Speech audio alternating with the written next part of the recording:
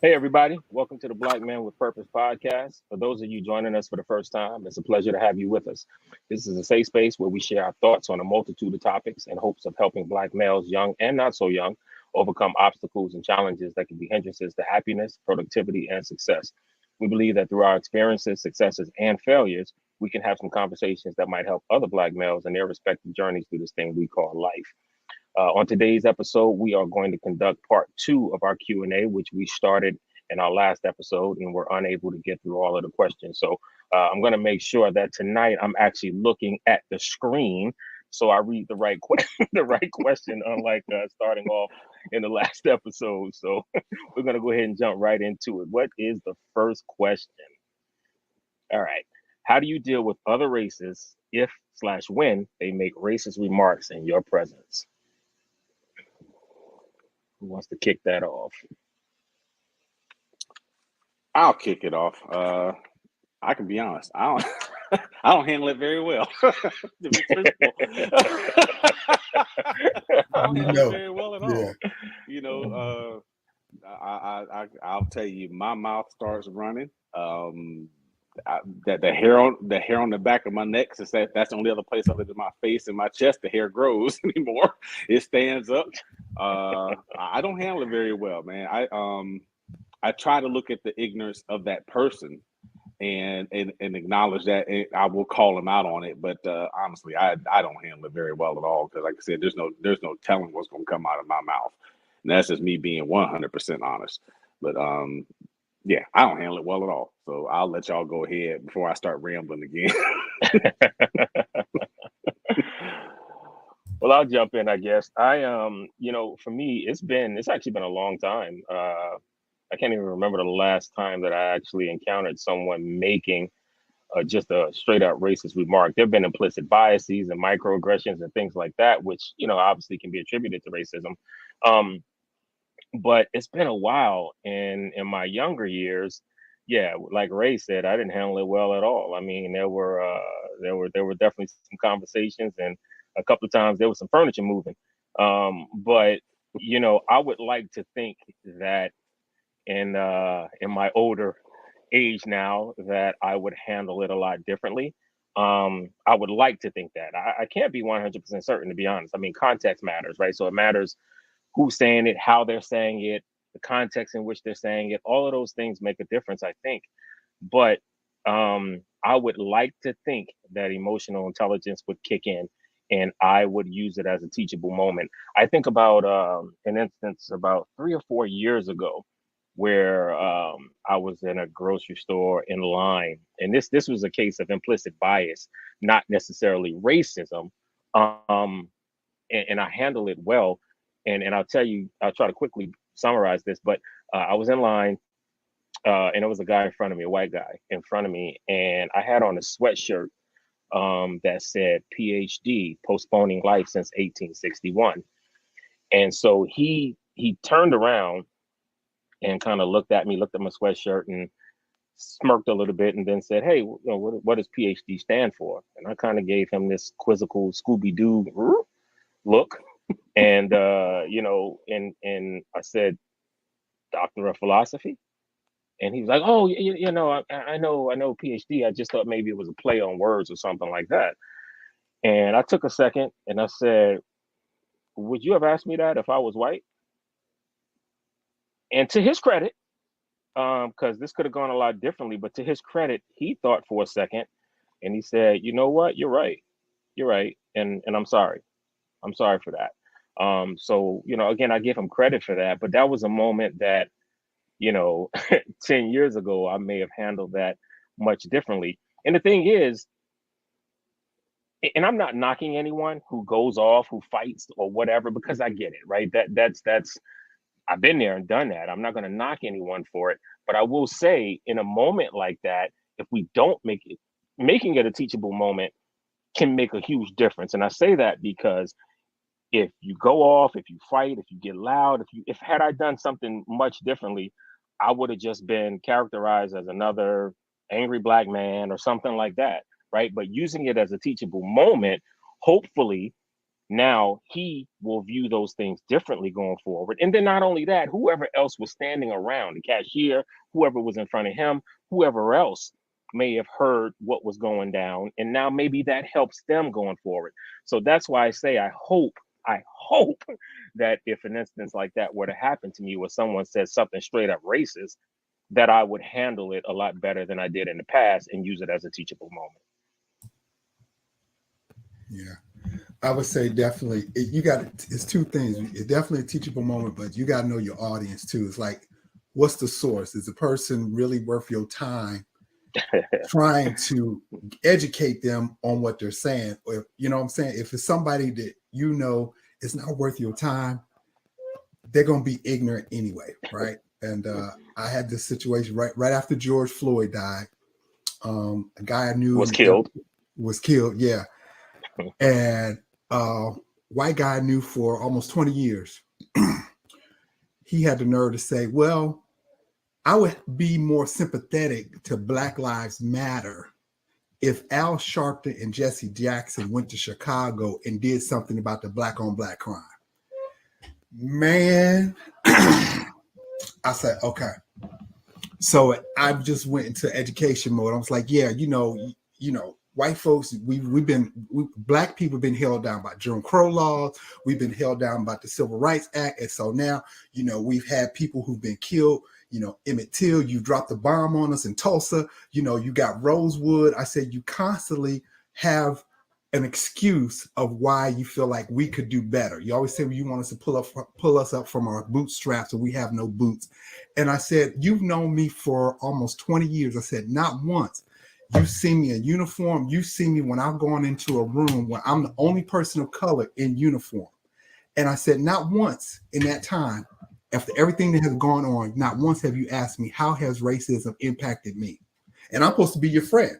And I'm like, if you really wanted to know what racism was and how it impacts people of color, I think you would have asked me that. Now, mind you, since that conversation, he's cut me off. We're not, he disowned me on Facebook, and he don't talk to me no more. But I think what happens is that, like you said, Kevin, that take that teachable moment, they're either going to respond positively or they're going to stay in their own circle. So you take that moment, you teach them, and you just got to move on, because if you stay in that moment with them, yeah, the old you will come back out real quick. Man, and too. First thing I say is good riddance. Yeah, right. Mm-hmm. Yep. And the other thing to that too, B, is black on black crime is a myth. It's not even a thing, right? Crime is about opportunity, right? And because this country is still so segregated, blacks commit more crimes against blacks. Whites commit more crimes against whites. Asians commit. It's about opportunity. Black on black crime is an absolute myth. I think this is a topic that could really be expanded. I'm going to answer the question, but just some thoughts that really came quickly to my head is the idea that it's a system where racist remarks are being made and racist sentiments. And so the first push is to somehow villainize or criminalize the victim in how they respond. Mm-hmm. Like if I slapped you upside your head, like, you had it coming in a sense, because we're talking about an injustice that is played out. And then we want to use terms like black on black crime and tropes like Chicago and this, that, and the other. These are racist tropes to keep racism systemically entrenched in the way that we do business and the conversations we have. And so it's just amazing to come from that point. All right, so when somebody does you wrong, how do you respond when they use words to describe the ways that they've done you wrong? Like what? Yeah, so I would automatically think that it's one of two things, and probably both. One, they're ignorant. Be obvious, right? And then two, what I found is that a lot of people lack self-awareness. So they're ignorant. They just don't know they are, right? They don't understand how the systems in this country have purposely oppressed black folks since we were brought over here on slave ships, right? Forced into labor. I saw a video last week where a white guy was going off on his support for black people because he hates when white folks refer to black people as savages. He says white folk are the epitome of savages. You bring people over here on slave ships, you force them into labor for your capital gain, you beat them, you rape their women, you take their babies from them and sell them to other people, and then you have the audacity to refer to them as savages. That's the very epitome of savage, which is also why a lot of people don't want the history of this country taught in schools, which is ridiculous in and of itself. But so I would say, and I've always dealt with people from the standpoint of they're ignorant, they lack self-awareness, so let me help educate them. And then if they want to pop off about it, okay. But typically, I will say up to now, they've been pretty receptive to listening to the facts. And that's all it is, to the facts. And if you look around, at the state of this country, as far as race relations goes, I think what's been done has been purposely done. And people have sat back and not said anything, which makes them complicit. So either way is bad, but I don't see a lot of it happening because the one thing I've also come to understand is that the majority of people that would make those type of remarks are cowards. So they're typically not going to make it while you're around in your face when you can, because they know if you know anything, especially about this generation, well, they're not giving any passes. So, try Jesus. Don't try me. Right. I throw hands. Yeah. And it's funny too, Rob, when you said that you talked about the ignorance, and I agree with you 100%. My problem really comes in, like, I don't have much of a problem with ignorance, generally speaking, because we're all ignorant to something, right? But willful ignorance is no longer ignorance. Willful ignorance is stupidity. And I have a problem with stupidity. That's just like you go into a foreign country. So if you go to Japan, they have different customs and courtesies, right? Mm-hmm. So before going there, just out of respect for the fact that they're people with their own customs and courtesies, right, you might try to learn and understand them so that you don't offend anybody. Absolutely. If you care anything about offending people, right? Or you so slow, you go over there talking about these doggone foreigners, and you over there. Right. Come on, really? These doggone foreigners over here don't know nothing, and you over in their land. Man, right. Yeah. That's because Americans feel just that's that sense of entitlement. That's that sense of entitlement, and it's American arrogance. Quite honestly, it is absolutely, yeah, it is. Absolutely, Rob. Absolutely. Sure. Yep. All right. Number 2, how do we go about breaking generational curses, i.e., hugging and saying "I love you"? I'll start. So,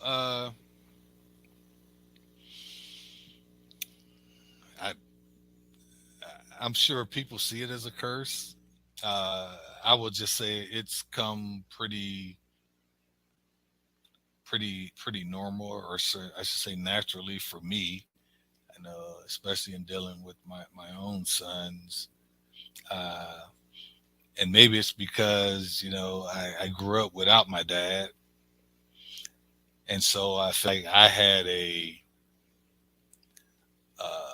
blank canvas to determine who I was going to be uh, as a father with regard to, hugging and, saying I love you, uh, because I wanted them to be comfortable expressing how they feel to anyone, uh, and their kids as well. So, but I will say I've seen a lot of people struggle with it, and a lot of people seem to have a problem with trying to express, or I should say, replicate something that they've never seen, which can become a challenge, But we have got to start having open dialogue about it. And it just so happens, this question, I was listening uh, to an audiobook actually earlier, and it talked about the need for African American men to have conversations with one another, especially when you see someone doing something that you know is wrong. If you're walking down the street or you're walking in a store and you see a black guy, a black woman, and he is just berating her right there, on the cereal aisle, do you say something or do you mind your own business? You know, uh, and I think those are the challenges that we have. Do we get involved in helping one another, or are we really not our brother's keeper? You know, uh, but I will turn it over to someone else. But that's just my perspective. I would say the way to break it is by doing it. And by being unapologetic about doing it. I grew up with I mean I certainly I grew up in the hood, and my uncles were my uncles were something else. But one thing that they were not ashamed of was hugging me and kissing me for that matter, and telling me that they love me. So I had that in my life. And then also growing up in church, the bishop at my church, who was like a father to me, same thing, right? And then so my god brothers, we've always said I love you to each other. We hug each other. Even with you all, I'm always saying, "Hey, much love, fellas." Things like we do that with each other. So that's never been an issue for me. But I think that again, the way to break that is just by simply doing it, and doing it in front of younger black men, right? Who may feel a certain way about it, right? And then if a conversation can be had about that, have it. And I'll leave it at that. Well, for me, as you guys know, I had both parents in the home. My dad, that this is something that he would never do. I'll never forget. I was in Turkey in 1993, and I happened to call home on my dad's birthday to wish him a happy birthday. And we had roughly a 10-minute conversation. And when we got off the phone, my dad was like, "Okay, son, I love you." And I'm like, I looked at the phone like, "Who are you and what did you do with my father?" Because he never said it. He never said it. My dad's way of showing love and affection was to buy people things. He worked hard. So his way of showing affection was gift giving. That was his thing. And it was just one of those where, you know, I had to ask him, well, again, what did you realize that's the first time you've told me you love me since I was 12? And he was like, "Would you rather something happen to me and you not hear it at all?" I was like, "No, sir, I would not at all. I love you too." And up until 3 days before my dad died, it was extremely rare that I would hear my dad say, "I love you" to me. So for me, it was one of those things where, I knew when I became a parent, um, or a spouse or what have you, I knew I needed to show that affection. hug males, females, whatever the case is, and if you love somebody, you have to tell them, because again, when somebody is here, it's too late. You can't give them their flowers. So that's why I have no qualms about you guys and um, my buddy Chris. There's quite a few other guys I will say I love you to, without fear, without hesitation. Like I would say it to you guys, because again, that was just something that, I can say every Butler generation before mine never said it. None of them said it. My uncle, who is the last one, and Daryl is only 8 years older than me, he will say it now. But my cousins who are my same age and younger, we all will tell each other, I love you, when that was something that just was not done. As a matter of fact, it was frowned upon by the men in my family, because they just looked at that as weak. And that was just something, like Rod said, just have to just do it. I just had to go ahead and do it. And we had to break that chain, to break that hold. And I'm proud to say that everyone in my generation has broken that hold. And I'll turn over the floor.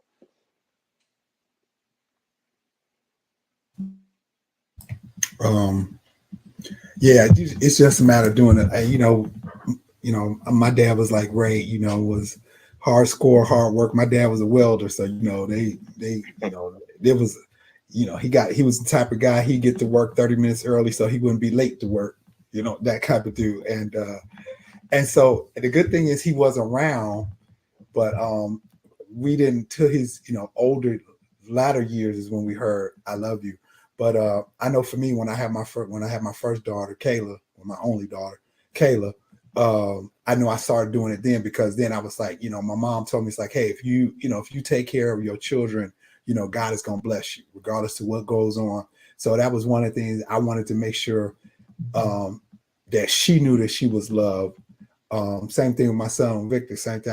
I make sure he's loved. Now, we're at the bowling alley. He'll bowl 250. Then he wants to come give me a hug, not because he's bowling, but he just want to lay on me or something like that. Now he's tall as I am, and then he want to lay. I'm like, okay, that's cool, dude, but get off me. But you know, so yeah, I make sure every night. Make sure, hey man, I love you. Before you go to bed, make sure I love you. I know for me, and I think sometimes it takes what I'd like to tell people, some type of significant emotional event in your life to make some things happen in your life. I know for me, when I was working at the hospital, and I started working as a chaplain, then later as a family advocate, one of my jobs was to be there at bedside sometime when families would loved ones would transition. And you could always tell when families really looked out for each other when someone's about to transition versus the families where they didn't show that love. It was that superficial love, but it wasn't really that, hey, I really love you. And you could tell the difference. So in that environment, I was like, I learned from there. Like, okay, two things. I was like, I learned that I'm going to the doctor on a regular basis, one. And then two, it's like, because I would have people who had one gentleman hadn't seen his daughter in 40 years. And we had to call her because she was the next of kin. And when I say, hey, we need to make arrangements for your dad, can you come to the hospital? She said, y'all can do whatever y'all want to do. I ain't seen that man in 40 years, so I'm not going to start now. And I was like, man, just by saying I love you and just, giving those hugs, you'll be surprised how many people will just be impacted to be there for you, So that was my thing. It's like, I just want to make sure that at my time, I want to have people around me that love me and support me, All right, question number 3. How much of your success and accomplishments do you personally attribute to God and the prayers of others? All of it. Um, yeah, yeah, every single piece of it. I can tell you that, looking back in retrospect, which gives me a clear view of it. Um, I know that it's only because of God. Uh, because I was no different, no better than a lot of people that I grew up with that never made it out of certain neighborhood uh, for whatever reason. Didn't come to value education. even though we went to school together. So I say it all, and I try to be very intentional about that in thanking God daily, you know. And also, I think it has played a great part in uh, in my desire to want to give back and make sure that other people have opportunities or get exposure to things that ordinarily they might not have. Uh, as Surprisingly, there are a lot of things that aren't taught in homes today. So for me, uh, any little bit of success or anything that I could consider an accomplishment, I attribute it directly to the role that God plays in my life. Yeah, I All don't right. really even feel it.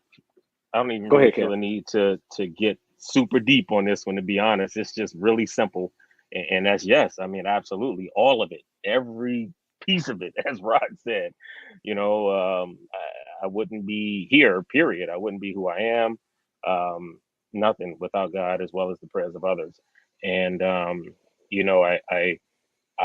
again, stealing something that Rod said, I don't feel like was better than anybody else, but there are a lot of people who grew up in the neighborhoods that I grew up in, and they're not living anymore, or they're still hanging on those same corners, um, you know, and yeah, so without a doubt, without my mom raising me in church and her being a praying woman, and I don't feel like I would have anything or be anything without the prayers of others and without God. It's really just that simple. I'm gonna roll like Snoop Dogg. I want to thank me for getting up early in the morning. I want to thank me for putting.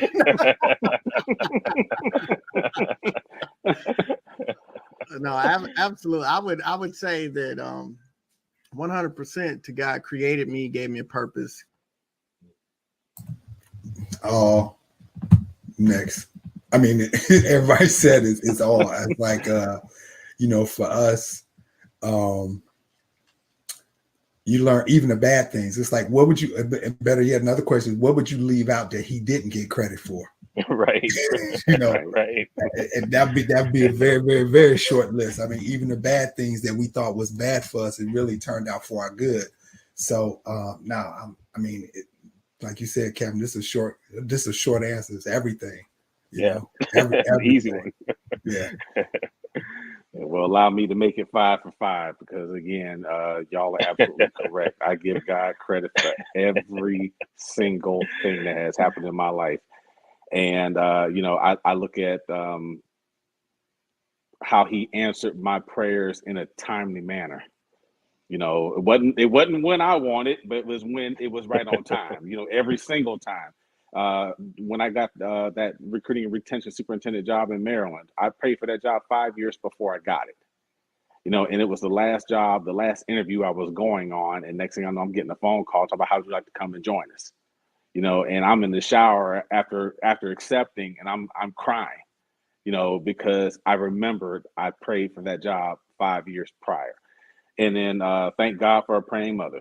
I know you all can relate to that. Thank God for a praying mother because my mom showed me the way. I'm extremely appreciative of her.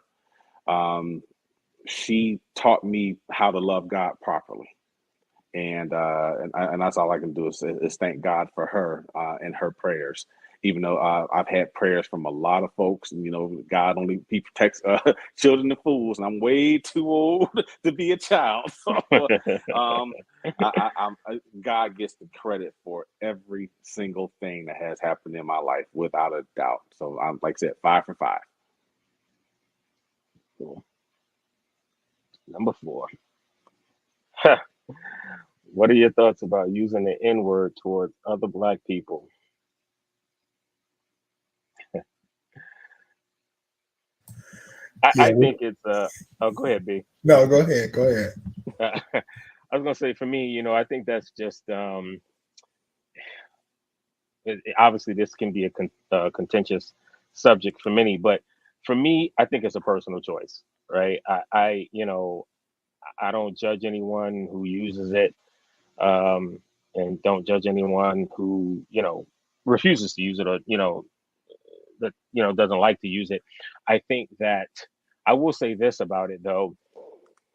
I think that word, like many things, we as Black people have had to take something that was shoved down our throats and make it into a positive, or make it work for us, right? And so I think that's the main reason that I don't judge anybody who uses it. And just to give you an example, when you think about soul food, where soul food came from, right? We took what the slave masters gave us and we turned it into, now granted it's causing us diabetes and all of these problems all of these years later, but at the same time, we took things like hog maws and chitlins and all the other things, the list goes on, and we turned them into meals because we had no choice. This is the hand we were dealt, so we had to make the best of it, and make it work to our advantage. And I think that word for many is, it works that same way,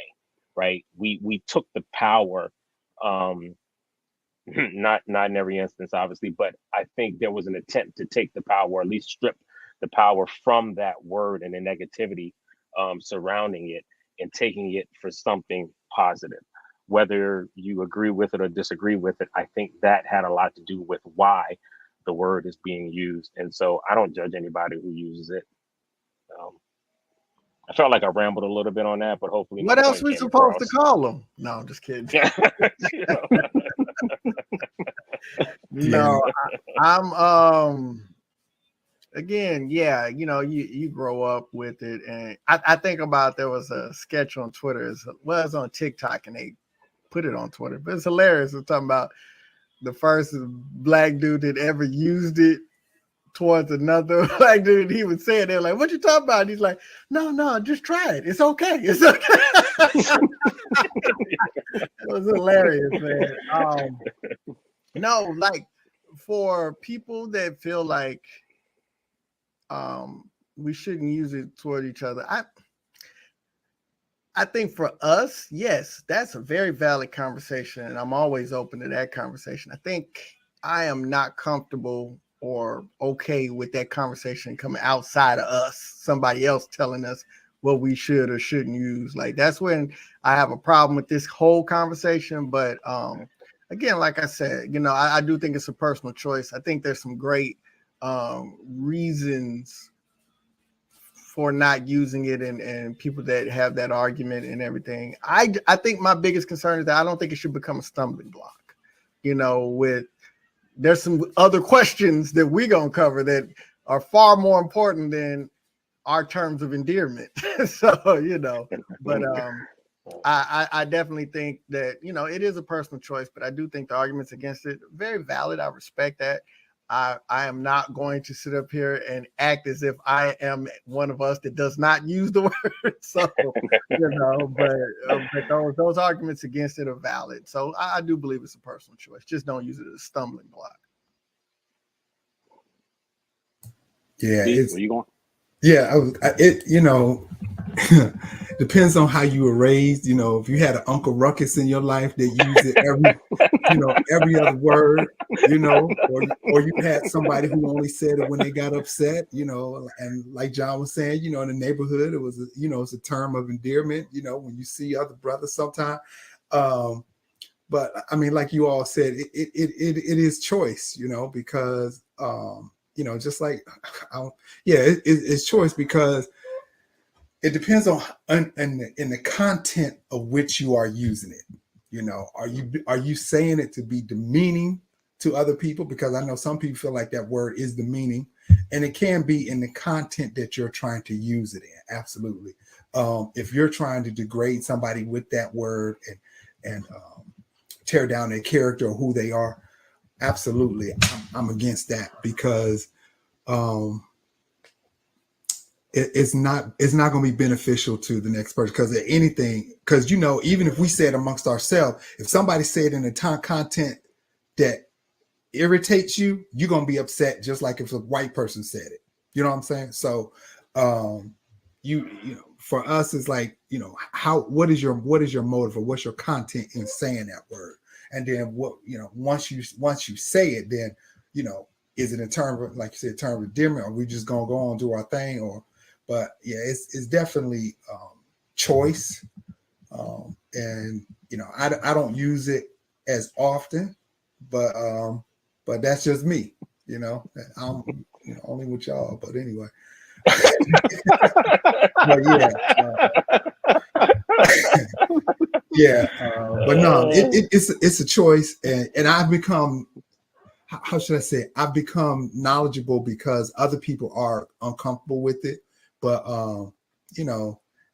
again, it's just choice for me. But I'm done.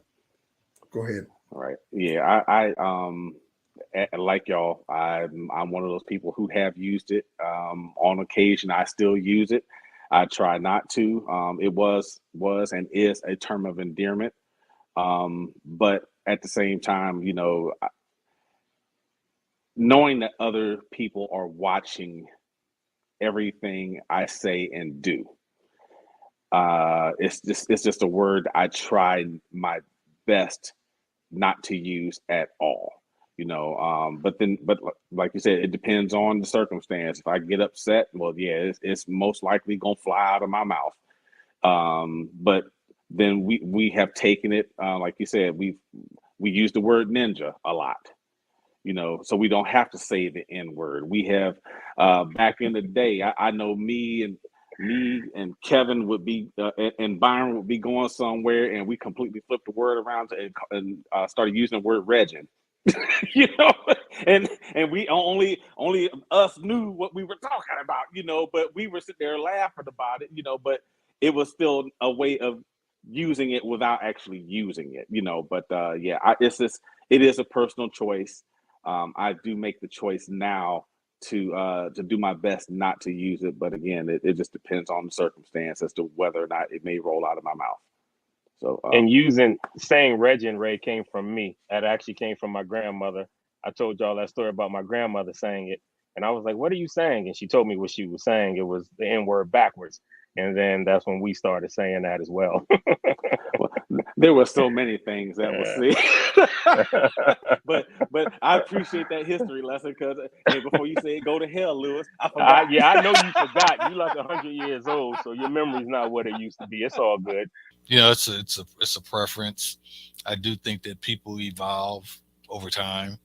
I will tell you, there are a lot of words that I used 20, 25, 30 years ago that I don't use today. Right.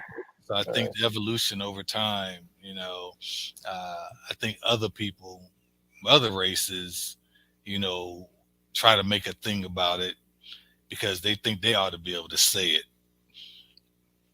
without any blowback. Yeah. So go ahead. Right. Exactly. Right. Exactly.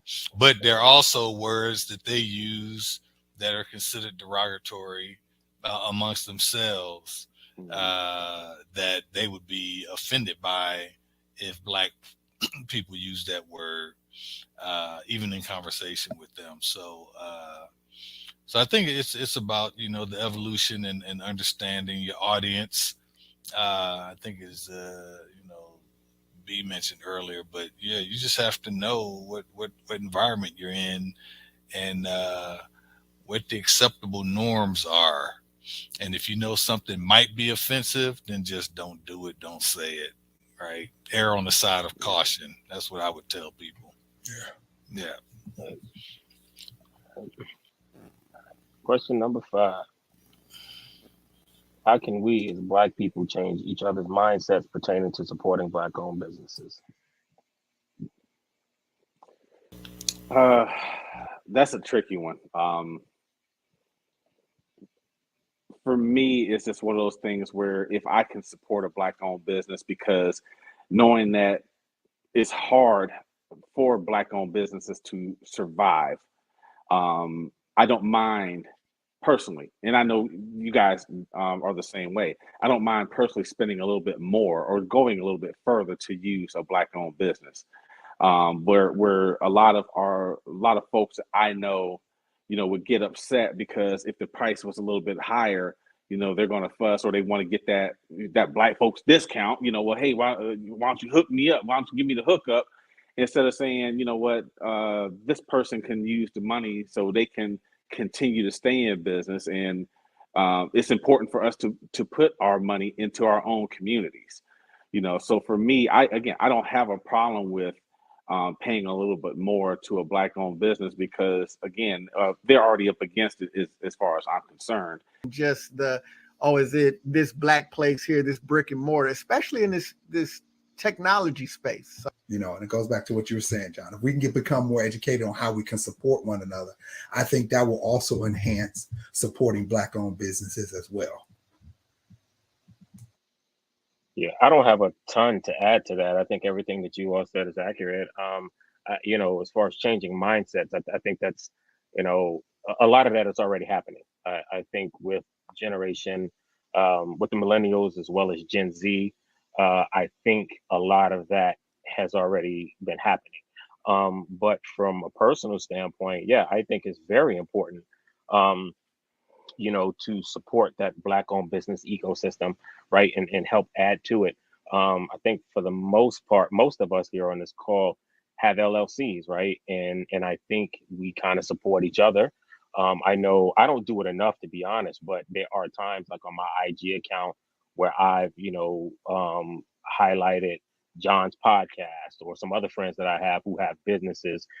John has mentioned B's book numerous times throughout our episodes that we've had to this point. I don't think John has really hyped up his own book very much just yet, but I think it's just a matter of supporting each other on any sort of platform that we have, getting the word out about different um, you know uh, uh, things that are out there that we can also use ourselves, like Walker's Legacy and Eureka, and some of these other things that a lot of people don't even know about, right? And spreading that, talking to each other about these sorts of things, like, hey, have you heard about this? This might be able to help you do this or enhance your business. So I just think things like that will go a long way, and again, supporting that the black-owned business ecosystem. So.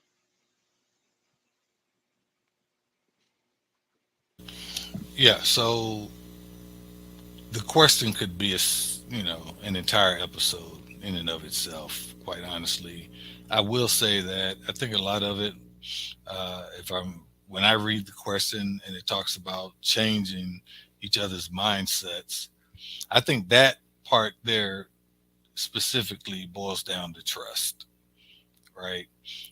Typically, people are going to do business with people, companies, organizations that they trust. Uh, and trust is earned. We all know that. So I really it's about the continued support, because we'll support them once, right? Uh, That's a great point. yeah, and then you vote based on your experience with them, and then I will just also say that I am okay, and I think that we should be supporting one another within our community. I think there's enough talent to do that, uh, especially when other folks might not be supporting you. But at the end of the day, and this is what I would pose to any black person in business, it really boils down to whether or not you offer enough value in whatever goods or services that you are offering to the public. Last question. In dating situations, is there a point where a woman would be too successful or self-sufficient for your liking, and what is that level? Oh, Well, I gotta go. well,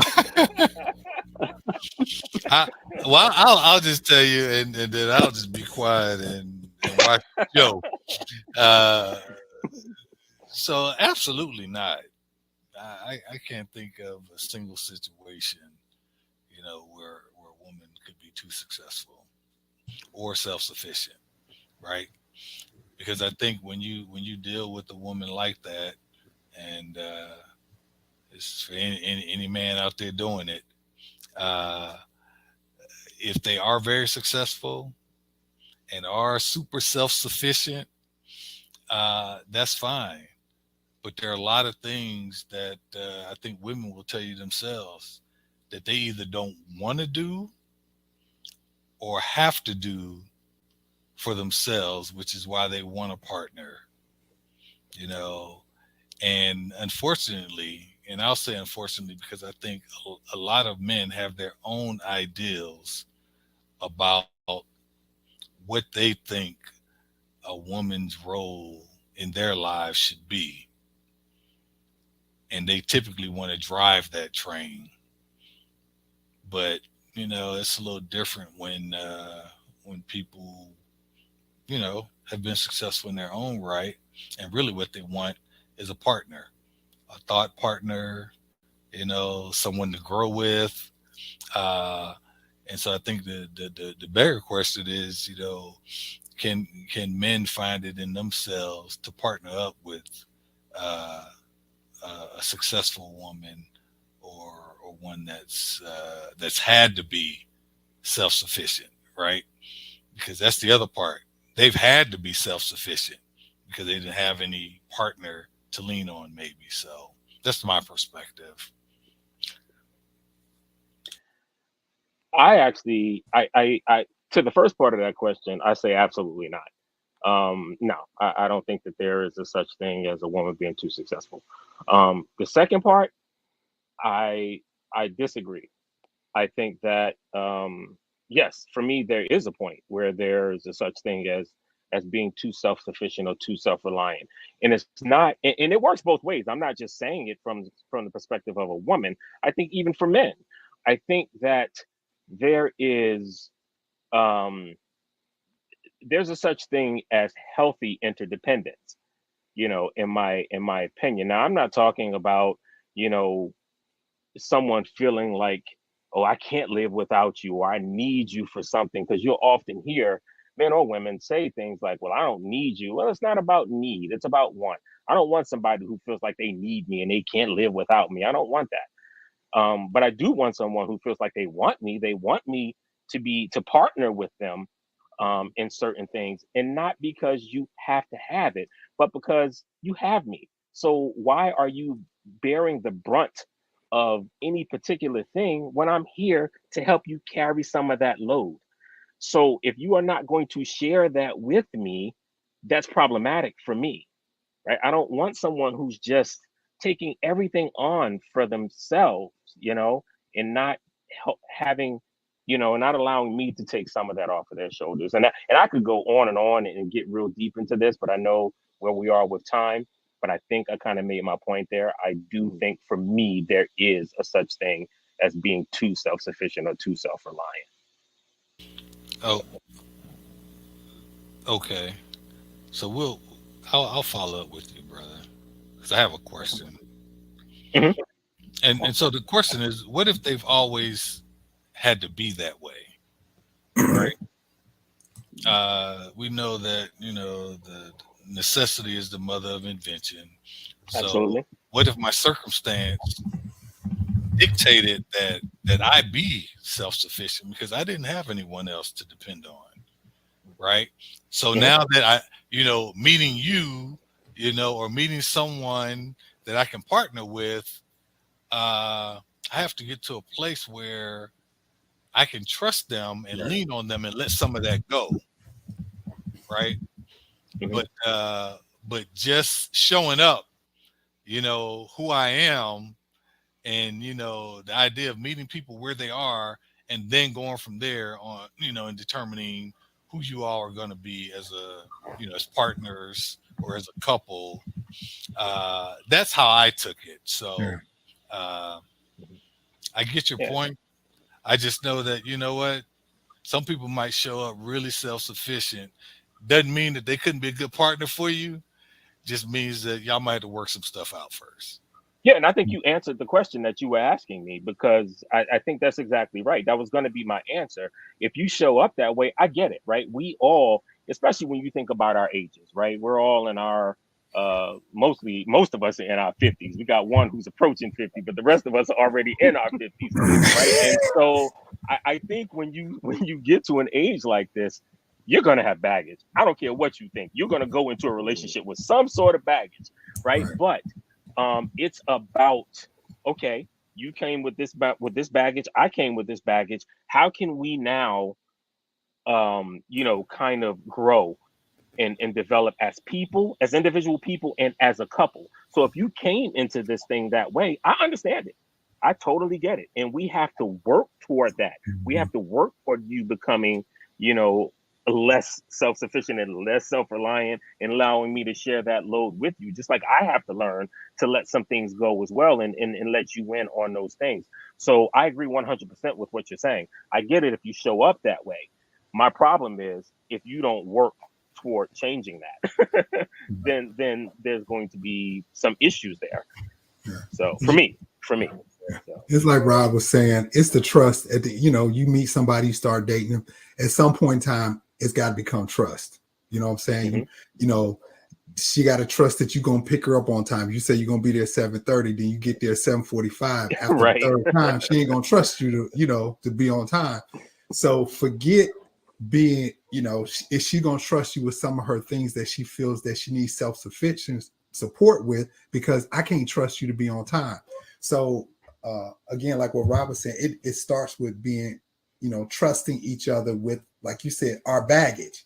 Can I trust you with my stuff? Are you going to judge me a certain way because I do have stuff? And then as far as the sufficient and what level that is, at the end of the day, if you don't start building that trust, it don't matter what level they bring, no matter what it is they bring to the table. If you don't trust the person, it's done anyway. So, uh, so yeah, so you know how we do. We it's just we start out good, but the question is, can I continue that? Can I continue showing up? Can I continue being supportive of you initially? Because you know how it is when we first start dating. We on every word that conversation, and we sit at the dinner table. We learn and hear about what's happening at work. What's happening with the kids, what's happening with the baby daddy. We in the conversation, man. About 3 months, it's like, man, I'm tired of that story. But you know, but yeah, so yeah, we got to be able to be. But as far as the question, no, I don't think there's a too successful, because no matter what their level is, you can have somebody who works at McDonald's, or you can have somebody who's a CEO of a Fortune 500 company. No matter what their level of success is, they want to know, can I trust you with my stuff? So. Yeah, I guess I looked at it a little bit differently. I mean, I looked at, reading the question, is there a point where a woman could be too successful? No, not at all, not at all. But I guess the only part that I had I'm not gonna say issue with, but the only time I could think that it would become a problem is if it was used, like if it was weaponized against me. Well, you only make such and such, and I make this and that. We don't need to hear all that. But the self-sufficiency, that's where the communication comes in. I know we'll all agree that, you got to have communication between the two parties in order for anything to succeed. So for me, yeah, the trust factor is there, but also I would say the communication has to be there as well.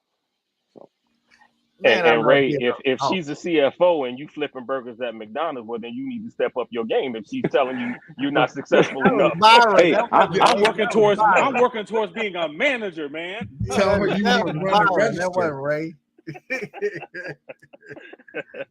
But no, I love being on a panel with mature, intelligent men because those He's answers. about to say something foolish. No. Oh, okay. Seriously. No, because here's the thing: the background is I know the person that asked the question, and I understand where she was coming from. And then I think all of you may have started from a different place than what she was trying to get to, but you still got where she wanted what she was trying to understand with the question. So I think that's dope. I think so I'll just look at it from a different perspective. I think everything you said is spot on, and I'm not adding anything different. But like when I first got married to Tika, you know, she had more rank than me. She had her life together. I'm out here with a cash truck. Like I'm on a hope, a prayer, and a dream. You know what I'm saying? And she had it together. She had dudes that had means. Yeah, she was out here in the DC area at the time. Basketball players trying to talk. I ain't care about none of that. I was like, yo, I'm that dude, man. The dream is the dream. And you know, but I think though over time, you know, I kind of got comfortable being in dating relationships and kind of being the guy. And I think here recently, you know, and I said recently, last 3-4 years, maybe, you know, there was an opportunity, you know, I think there was a young woman that was kind of showing some interest. And I was kind of like, why would she pick me? Because, like, you know, if she ain't a millionaire yet, she's close. You know what I'm saying? Like, she's got a brand that's reputable. And my first thought was, I couldn't step up to that plate. Now I knew I had to do some work and dismiss those thoughts. But I think sometimes in the dating area we find ourselves in, especially, you know, this generation is coming up right behind us. Like sometimes men aren't there in their lives, and maybe that insecurity is there. And I think the question isn't really, is there a woman too successful or too self-sufficient? Is that man, does he have the confidence and the belief in himself, and is he self-actualized enough to say that this ain't about all of that other stuff? This ain't about the trappings. This is about our relationship, because when we get together, it's going to be us regardless. So it has to do with where that man is and how he perceives a relationship. So I think that's important. And so, you know, I'm going to go out here and get me a millionaire bait. No, but man, I really appreciate y'all's answers, because that was wisdom. That was wisdom for sure. Nah, that was all good stuff for sure. I enjoyed part one and part two of this Q&A. Does anybody have anything else before we close out this episode? All right. Were you about to say something, Rod? No, I was just going to okay. say that question, you know, we might want to come back and revisit the whole relationship thing, because I think that, quite honestly, I think a lot of people struggle with that in our community, you know, men and women. And I think it's probably worthwhile just having a real conversation about it,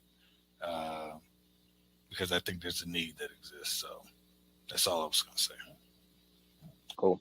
Yeah, and I don't think you'll get any disagreement on that on this panel. So, all right. Well, with that, we want to thank each of you for taking the time to join us. As we wrap up this week's episode, I want to leave you with a quote by a man who really needs no introduction, Denzel Washington, who stated, "At the end of the day, it's not about what you have or even what you've accomplished. It's about what you've done with those accomplishments. It's about who you've lifted up, who you've made better. It's about what you've given back." Until next time, peace.